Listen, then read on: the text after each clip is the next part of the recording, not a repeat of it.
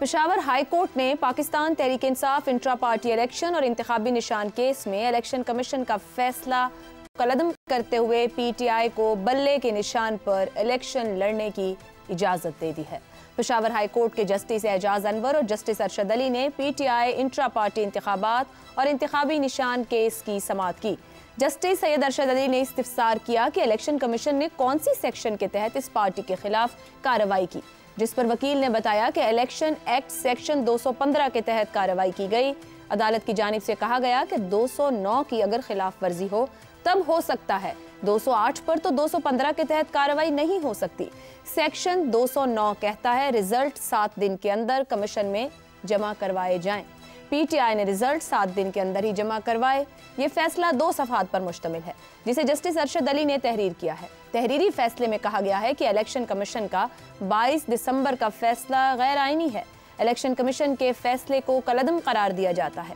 Election commission PTI party certificate election act 2017 के शिक 209 के तहत वेबसाइट पर शाया करे और आर्टिकल 215 के तहत इलेक्शन कमीशन पीटीआई का इंतखाबी निशान बल्ला अलॉट करे। इस फैसले को भले ही पीटीआई की फतह करार दिया जाए, मगर हकीकत यह भी है कि पेशावर हाई कोर्ट के इस फैसले ने बड़े इबहाम दूर किए हैं। क्या पीटीआई के इंतखाबी निशान बल्ले के बगैर हुए इंतखाबात को सही मायनों में आईनी, सियासी, कानूनी और इंतखाबी जवाज मिल पाता? 8 फरवरी के इंतखाबात के नतीजे में जिसकी भी हुकूमत कायम होती, नवाज शरीफ या कोई भी वजीर आजम बनता, उसकी हुकूमत के पास क्या लेजिटिमेसी होती जब इंतखाबात में पाकिस्तान की एक बड़ी सियासी जमात को अमली तौर पर हिस्सा ही ना लेने दिया गया होता। और सबसे बढ़कर अगर तहरीक इंसाफ को अपने इंतखाबी निशान के बगैर एक जमात के तौर पर ही इंतखाबात में हिस्सा ना लेने दिया जाता, तो मुल्क में इंतखाबात के बाद क्या सियासी इस्तेहकाम का इम्कान भी रह पाता? अब ये देखना होगा कि पेशावर हाई कोर्ट के फैसले के बाद क्या ये मामला यहीं पर रुक जाएगा या फिर इलेक्शन कमीशन और पीटीआई के दरमियान इस कशीदगी की कीमत सियासी और इंतखाबी फजा मुतासिर करती रहेगी, क्योंकि इलेक्शन कमीशन का इजलास होना है जहां अभी ये तय पाना है कि आया इस फैसले को लेकर उन्हें सुप्रीम कोर्ट जाना है या नहीं जाना है। पैनल के सामने मामला रखेंगे कि क्या सूरत हाल इंतखाबात को लेकर बेहतरी और पॉजिटिविटी के साथ आगे बढ़ रही है या बहुत कुछ बाकी है। पैनल में हमारे साथ अबसार आलम, मुनीब फारूक, इफ्तिखार अहमद और जैगम खान। आप चारों का बहुत शुक्रिया। प्रोग्राम का पहला सवाल, बल्ले का निशान बहाल, क्या पेशावर हाई कोर्ट के फैसले ने इंतखाबात के लिए लेवल प्लेइंग फील्ड का माहौल बना दिया? जैगम साहिब, एक अहम फैसला है जो आज आया है। गुज़िश्ता रोज़ इलेक्शन कमीशन की जानिब से बाकी जमातों को निशान अलॉट कर दिए गए, जहां ना पीटीआई थी ना उसका निशान था। आप समझते हैं कि वो लेवल प्लेइंग फील्ड जिसके बार बार मुतालिबात थे, उसका माहौल बनाकर आज पेशावर हाई कोर्ट ने दे दिया है, अब आगे बढ़ना चाहिए सबको? पीटीआई के लिए इस इलेक्शन में लेवल प्लेइंग फील्ड तो महाल अस्त, लेकिन उनको फील्ड मिल गया है। आप ये देखिए कि इंतखाबी निशान छीनना पार्टी पर पाबंदी लगाने के बराबर है। अगर उनको इंतखाबी निशान ना दिया जाता तो वो पार्टी के तौर पर इलेक्शन में हिस्सा ही नहीं ले सकते थे। हर मेंबर अलग अलग अपने इंतखाबी निशान पर इलेक्शन में हिस्सा लेता और फिर दिलावर खान की तरह अपना अपना वो रास्ता लेता।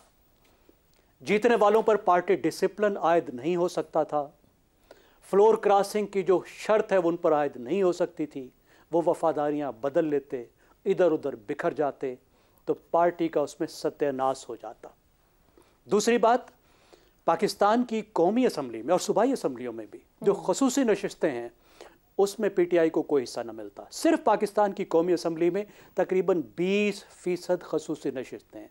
60 नशिस्तें ख़वातीन की हैं, 10 अक़लियतों की हैं। ये बहुत बड़ी तादाद है और इसमें हिस्सा लेकर पार्टियां बहुत मजबूत हो जाती हैं। ख़ास तौर पे बड़ी पार्टियां बहुत तकड़ी हो जाती हैं, इनको ये मिलेगा। और बहुत ही अहम बात जिस पर वो बड़े परेशान थे वो ये थे कि उनको उनका ब्रांड वापस मिल गया। ब्रांड बहुत अहम होता है आज की दुनिया में, मीडिया की दुनिया में, सोशल मीडिया की दुनिया में, ख़ास तौर पे सियासी मैदान में ब्रांड निशान बहुत अहम होता है। इससे बयानिया बनता है, इससे तराने बनते हैं, इससे जो वर्कर्स हैं और वोटर्स हैं उनको मोबिलाइज किया जाता है, उनके जज्बात को उभारा जाता है।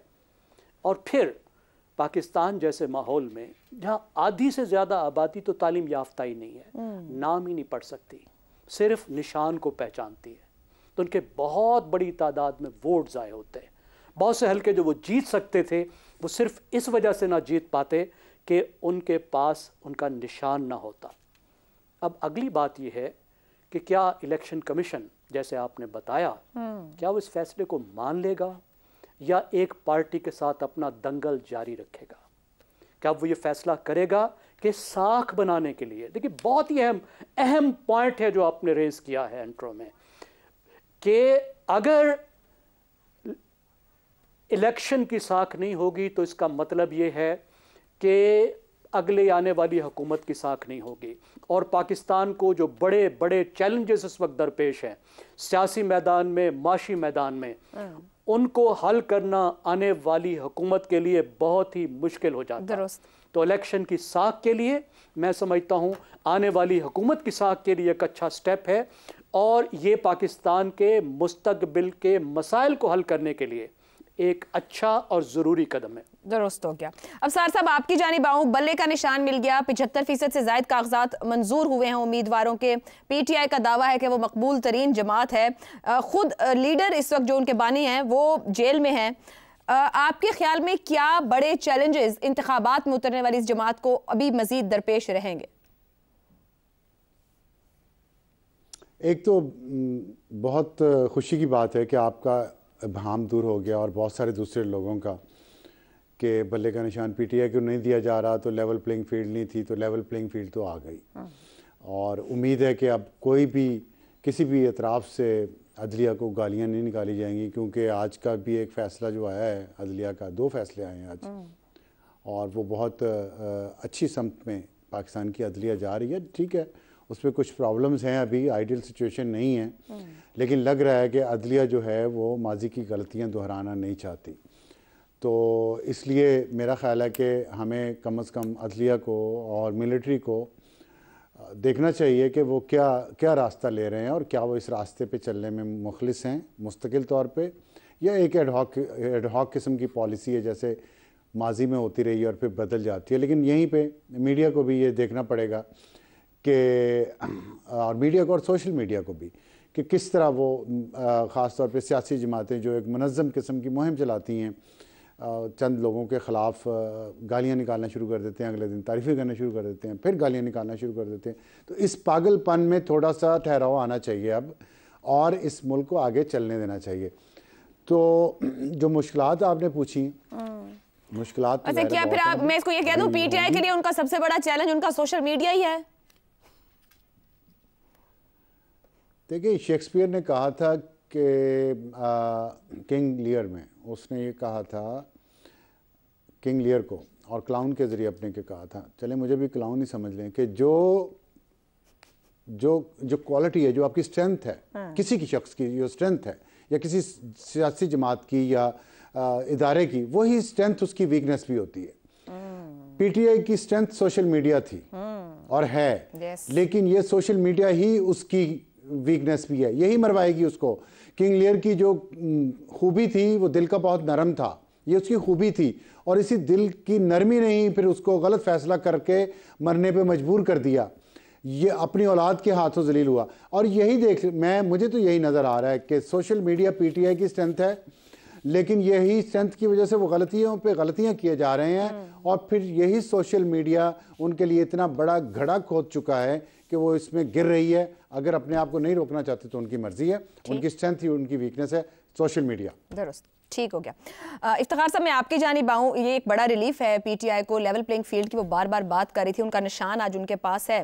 पीटीआई को 8 फरवरी से पहले क्या और सियासी रिलीफ मिल सकते हैं? इसके बावजूद जो ऊपर भी अभी बात हुई, अदलिया पर उनकी तनकीद जारी है, साथ साथ 2018 के इंतखाबात, अब थोड़ा सा पीछे जाएं, याद करें कि तब नून लीग को ऐसे रिलीफ मिल रहे थे?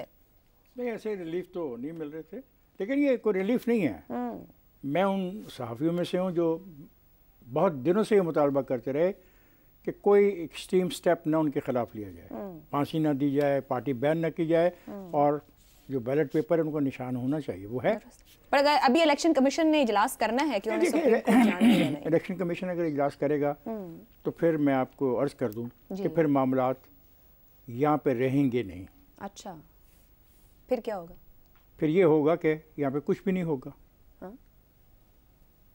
फिर तो इलेक्शन भी सवालिया निशान बन जाएंगे कि क्या इलेक्शन होने जा रहे हैं या नहीं होने जा रहे हैं। अब वो गैर यकीनी खत्म हो गई है क्या? बात सुने ना, बात अब सुने, अब शुरू आपने की है, बात जवाब मैंने दिया जी कीजिए। आपने बिला वजह कह दिया कि जी वो इजलास कर रहे हैं, वो तो रोज़ इजलास करते हैं। मुमकिन है वो इस बात पे इजलास कर रहे हो कि उनके बेचारे कुछ अफसरान 4 जो हैं वो फौत हो गए हैं। सर नहीं, वो इसी बात पर इजलास कर रहे हैं कि उन्हें तय करना है कि आया उन्होंने इस मामले को लेकर सुप्रीम कोर्ट जाना है या नहीं जाना। तो सुप्रीम कोर्ट में चले जाएंगे तो सुप्रीम कोर्ट अगर इसको अंडू कर देगी और सुप्रीम कोर्ट कहेगी कि हम पीटीआई को बदला नहीं देते, तो फिर इस मुल्क के अंदर वही होगा जो आपने अपने इंट्रो में पढ़ा। फिर उसकी सुप्रीम कोर्ट मुझे गारंटी देती है कि वो नहीं होगा जो आपने अपने इंट्रो में पढ़ा, जो इंट्रो अब बनाया गया। तो वहां से भी तो रिलीफ मुमकिन है। इंट्रो जो बनाया, अच्छा हौसला कीजिए ना, मैंने सवाल मुझसे किया है, खुद सवाल खुद जवाब ना कीजिएगा प्लीज़ जी। अच्छा, जो आपने इंट्रो पढ़ा है उस इंट्रो में जिन ख्यालात का इजहार किया गया है, अब ये सुप्रीम कोर्ट का आप इम्तिहान लेना चाहते हैं अपने इंट्रो के जरिए, तो बड़ी कमाल की बात है। कमाल की बात है, आप मुझे कह रहे हैं इफ्तिखार साहब एक सेकंड, ये इलेक्शन कमीशन इम्तिहान लेना चाह रहा है, मैं नहीं लेना चाह रही। कोई किसी का इम्तिहान नहीं ले रहा। हाई कोर्ट का जो फैसला है पेशावर का, वो फैसला कर सकता है और वो उसका फैसला तमाम रेगुलेटर्स पर काबिल अमल है। एक बात, अगर सुप्रीम कोर्ट कहती है बदला नहीं देना, तो सुप्रीम कोर्ट फिर क्या वैसे इंतखाबात चाहती है जिसका आपने इंट्रो में तस्करा किया? क्या सुप्रीम कोर्ट इतनी बड़ी जिम्मेदारी लेने को तैयार होगी? मेरा ख्याल नहीं, मेरा ख्याल नहीं, बल्कि मेरा ख्याल है मेरा ये ख्याल है कि जो ब्लफ था वो कॉल हो गया। ओके, ठीक, पीटीआई का जो ब्लफ है वो कॉल हो गया।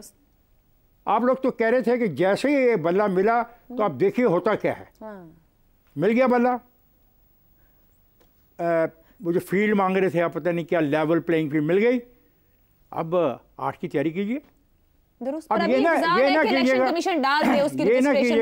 ना कीजिएगा कि 8 का फैसला मानने से इनकारी हो जाए, ये गलत होगा। ये एक और सवाल है। नहीं, सवाल नहीं है, ये गलत होगा। और हम जैसे लोग जिन्होंने ये कहा कि इनको ये चीज़ें दी जाएं, हम डट के मुखालफत करेंगे अगर इन्होंने पाकिस्तान के अंदर एक ऐसी फ़िज़ा बनाने की कोशिश की जिसमें पाकिस्तान बहुत बुरी सूरत हाल में फंस जाए। मैं एक्सेप्ट नहीं करूँगा। मैं चाहूँगा पाकिस्तान में सुकून आए, पाकिस्तान की इक़्तिसादियात आगे जाए, जो लोग सरमायाकारी करना चाहते हैं आगे सरमायाकारी करें, तभी नौजवानों को नौकरियां मिलेंगी ना। वरना 2 करोड़ का आप कहते हो वोटर आ गया, 2 करोड़ वोटर आ गया, नौजवान इनकलाब आ जाएगा। वो इनकलाब लाने के साथ साथ उनको रोटी भी चाहिए, उनको रोज़गार भी चाहिए, उनको नौकरी भी चाहिए। और ये तीनों चीज़ें तब मुमकिन है जब पाकिस्तान के अंदर एक ऐसी फ़िज़ा कायम हो जो खिंचाव की ना हो, जहाँ पे जो गवर्नमेंट भी हो इलेक्ट होके आए उसको काम करने का मौका दिया जाए। तो सारी खेल तो अब उनके हाथ में है। जो ब्लफ था वो कॉल हो गया कि जी हमें नहीं दिया जा रहा। पहले कहा गया ये हमारे कागज़ छीने गए, वो सारी तहकीकात की गई, डाटा देखा तो डाटा उनके खिलाफ बोला। फिर कहा गया ये हमारे कागजात रिजेक्ट किए गए, जब कागजात तस्लीम किए जाने गए तो डाटा देखा तो उनका वो ब्लफ कॉल हो गया। अब आखिरी ब्लफ भी कॉल हो गया, let them come and play their positive role for the democratic process of Pakistan. They are from Pakistan. They should behave like a Pakistani. This is their country also. बिल्कुल ठीक हो गया। मुनीब, आपकी तरफ आने से पहले अबसार साहब कुछ कहना चाह रहे हैं? मैं ये कहना चाह रहा था कि इफ्तिखार साहब ने बड़ी अच्छी बात की है कि ब्लफ कॉल हो गया और अब उन्हें दिखाना चाहिए कि वो किस पोजीशन में है सियासी तौर पे। लेवल प्लेइंग फील्ड उनको मिल गई है, ये बात बिल्कुल दुरुस्त है और अब तनकीद भी रुकनी चाहिए। लेकिन इफ्तिखार साहब ने कुछ ऐसी बातें की थी जिससे मैं बहुत खौफजदा हो गया हूँ और मैं समझता हूँ कि ये बातें इतनी शायद इतनी तारीख सूरत हाल नहीं है, ना होगी। जो उन्होंने कहा है कि फिर यहाँ पे तबाही हो जाएगी अगर उनसे पीपल्स पार्टी से तलवार का निशान ले लिया था। मैंने लफ्ज़ तबाही नहीं इस्तेमाल किया, लफ्ज़ नहीं तबाही इस्तेमाल किया, कुछ इसी तरह का लफ्ज़ इस्तेमाल किया था। मुझे तो पिक्चर मेरे जहन में बनी हुई नहीं, जो आपके अल्फाज से मेरी पिक्चर बनी है ना, मैं तो आपको शक्ल तो देख नहीं पा रहा यहाँ पे कैमरे के जरिए। तो लेकिन बात मैं ये करना चाह रहा हूँ कि मुझे जो डर मुझे लग रहा है ना, वो ये तुम्हें खोट है पीटीआई की। उनको जितनी मर्जी आप लेवल प्लेइंग फील्ड दे दें, उन्होंने शोर यही मचाना है कि लेवल प्लेइंग फील्ड नहीं है हकायक के बावजूद। तो ये डर है कि जब उन्होंने ये सारी तारीफ इसलिए हो रही है कि इलेक्शन के उन्होंने नताइज ही कबूल नहीं कर रहे। मैं अभी आपको लिख के दे देता हूँ, आप नोट कर लें। अगले साल आपके यहाँ पे नया चीफ जस्टिस होना है, उसका अपना एक एजेंडा होना है। तो अल्लाह खैर सला गेम शुरू होगी और यही हो रहा है, यही प्लान हो रहा है।